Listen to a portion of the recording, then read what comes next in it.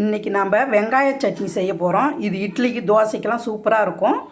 வெங்காயம், வரமிளகாய், பூண்டு, ஒரு கொட்டை புளி எடுத்துக்கணும். ஒரு பூண்டு, 3 வரமிளகா, 2 வெங்காயம். நாங்கள் 2 பேருக்கு தான் சட்னி அரைக்க போகிறோம், அதனால் கொஞ்சமாக எடுத்துக்கிட்டேன்.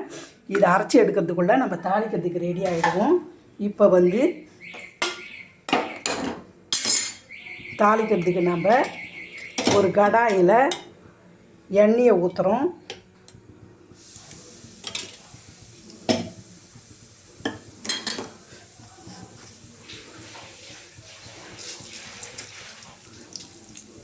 எண்ணெய் ஊற்றி கடுகு பொரிஞ்சு வந்த உடனே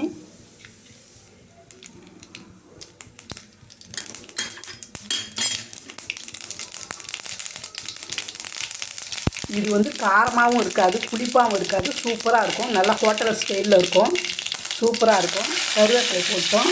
இப்போ சட்னி அரைச்சி வந்துடுச்சு. அந்த சட்னி எடுத்து அப்படியே இதில் ஊற்றி பச்சை வாடை போக வதக்கிக்கினே இருக்கணும். இட்லிக்கு தோசைக்கு சுவையாக இருக்கும், தொட்டுக்கிட்டால் சூப்பராக இருக்கும். நீங்களும் செஞ்சு பாருங்கள்.